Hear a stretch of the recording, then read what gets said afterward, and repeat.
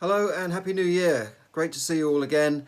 I hope you're doing okay. Now, if you're in the UK, then you'd have to be on another planet not to know that there has been a further lockdown in most of the UK. And all right, this is perhaps not so different from Tier 4 that we were in already just before Christmas, as you probably followed on my post, but it is slightly tougher, and they are bringing these measures into law saying you cannot leave your home unless you have a reasonable excuse. You actually need an excuse to leave your home, and police can go and arrest you, they can fine you, and all the rest of it. So that's where we are now. We thought it was going to be a great start to the new year, but this has come as a bit of a blow to thousands of hospitality businesses, which look like they might have to close until almost March.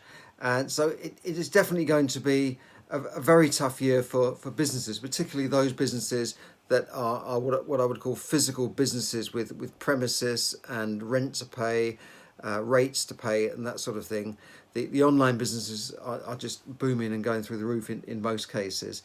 Now, there's a quote from, I'll paraphrase this, it's something from Darwin, who said that it's not the strongest and fittest, but the most adaptable and flexible that survive a crisis or a catastrophe, like an ice age or meteors landed on the UK. You know, you think of the dinosaurs being wiped out. They were the biggest and strongest and fittest, but they didn't survive. You know, it's the smaller and more flexible animals that survived, and insects and these sort of things that can survive anything. So it's the most adaptable and fittest that survive. And this is true in business when you're in a job. You know, if you see people that can adapt and go with the flow sometimes, they seem to be the ones that climb the ladder of success in a company. And I think it's the same in business. You've got to be able to adapt and survive. The cycle of business now is much shorter. You know, go back to the last century, some business models lasted for half a century. You know, 30 years, 20 years wasn't unusual before they had to change. If you think of film, film in cameras and that sort of thing, you know, how long that survived, you know, for maybe 50, 60 years, maybe more, maybe 100 years before it went digital. And there is a story that Steve Jobs approached Kodak and looked at Kodak and said, well, you've got this format of digital photography, but he found out that it wasn't made into a pattern. And he couldn't believe that. Anyway, they didn't make it into a pattern. And, you know, Kodak, from being one of the most successful companies in the world, the biggest in film and that sort of thing, and cameras, and they just went downhill from there. Their valuation over the next few years plummeted as things moved on. And you could look at lots of other examples of that, where, you know, the music industry has completely changed. You know, phones companies that like Nokia, that were the top mobile phone company, didn't adapt, and you know they've become one of the bit players now. So you've got to be able to adapt in business, and I found when I was running a company in recruitment, we had to adapt almost every year. There were always changes coming up. So what I'm going to give you is 5 quick tips to help your business survive in 2021, assuming you're in some sort of business. Now, number 1, if you haven't already done so, you must get online, and you know, even if you're online, you must really learn how to sell your goods and services to, frankly, the billions of people buying stuff online every minute of every day. Online sales and online deliveries have just gone through the roof in the last couple of years. So you've got to be doing that. It's not just enough to say, I've got a website and, you know, we do this and we do that and it's there. I don't understand why nobody's visiting it. You've got to do a bit more than that.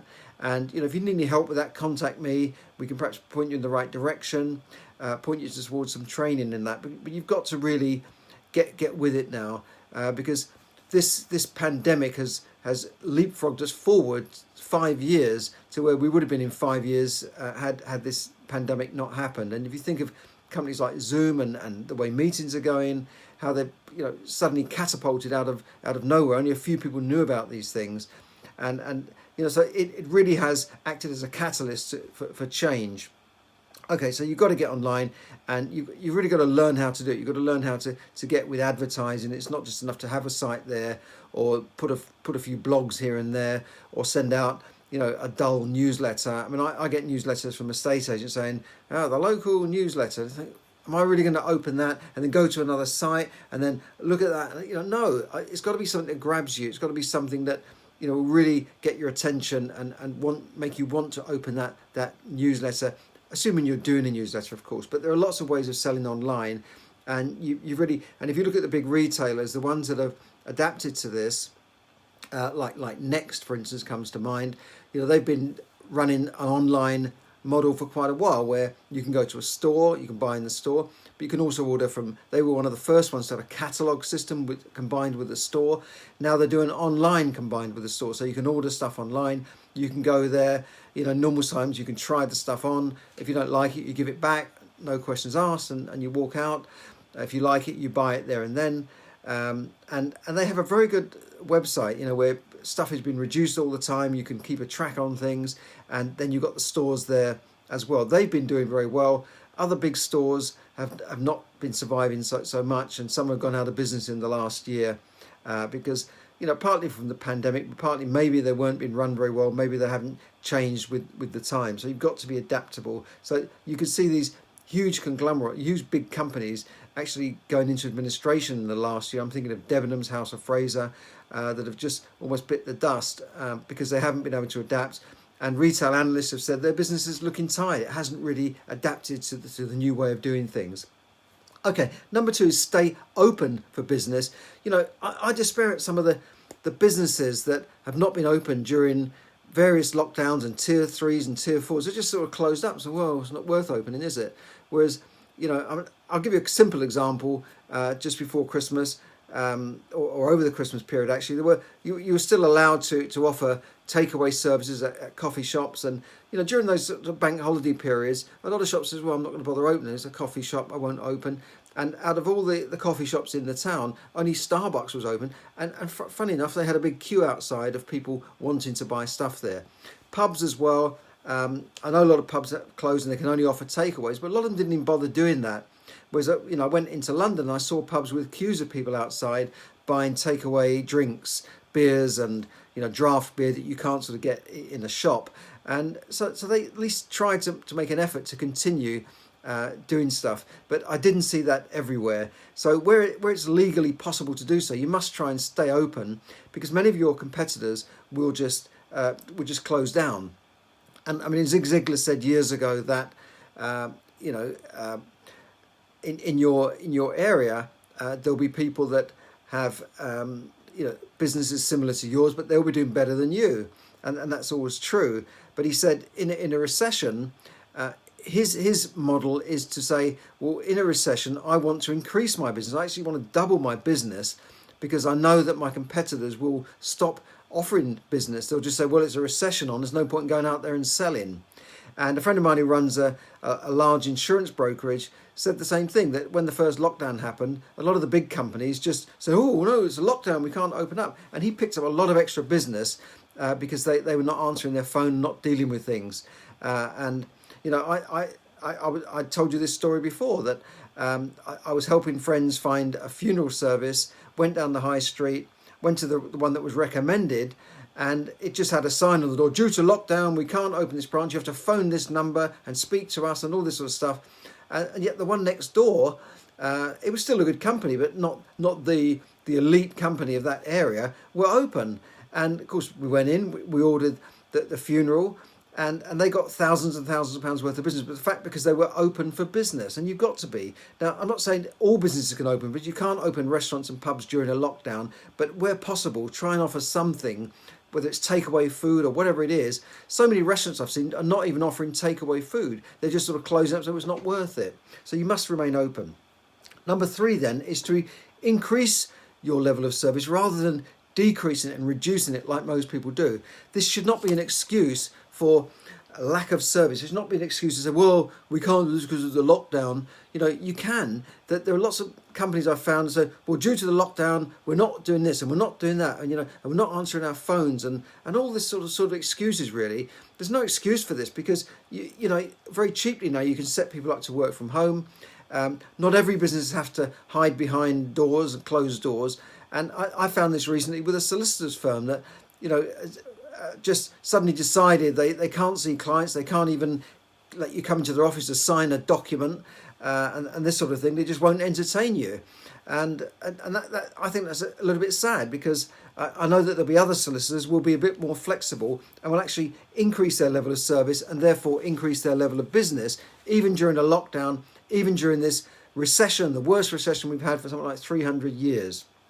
Number 4 is look for new opportunities, because there will always be opportunities out there, especially in a recession, especially in a depression. That's the time to look for new opportunities.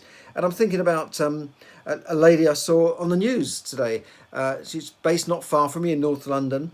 And during the lockdown, she set up a little website offering free tips to parents and on how to entertain your kids. And she made it a little bit fun.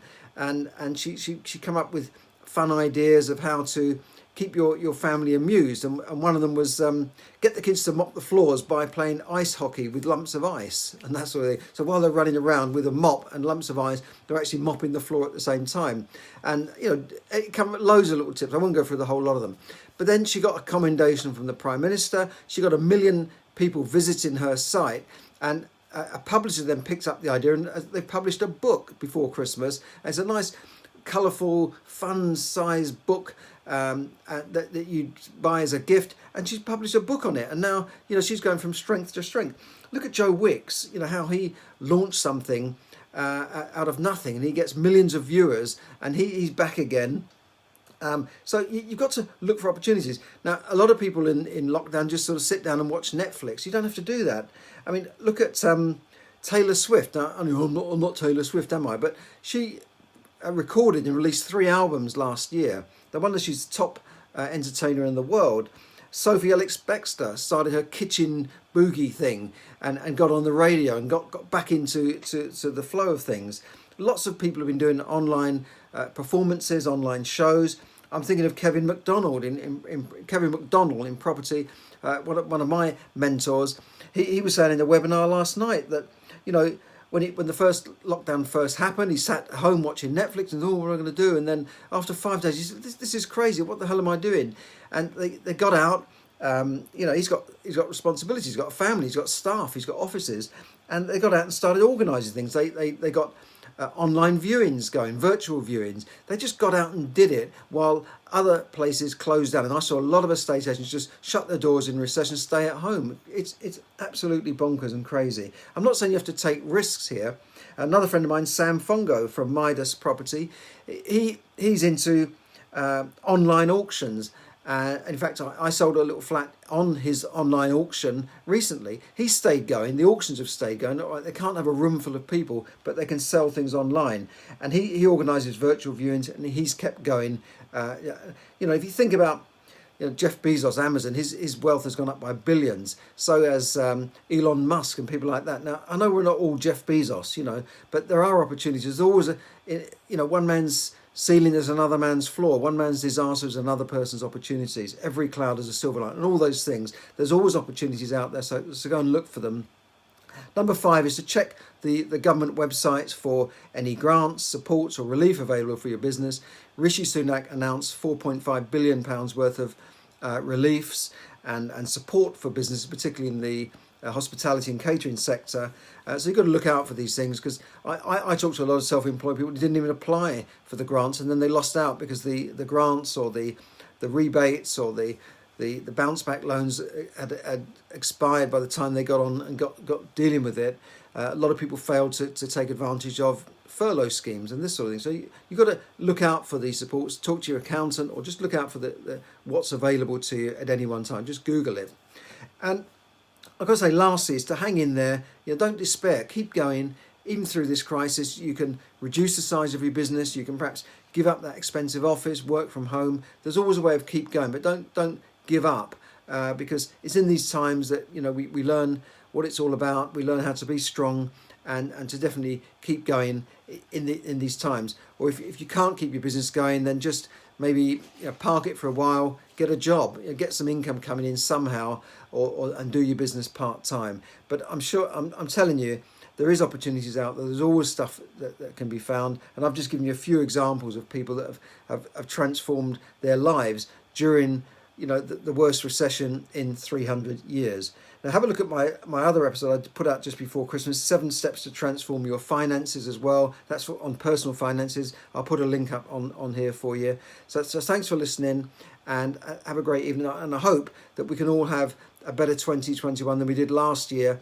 Although it's looking bad at the moment. Things always look bad in these sort of times, but we will get out of this, and I'm sure that we'll find a light at the end of the tunnel, which hopefully will not be the headlight of an oncoming train.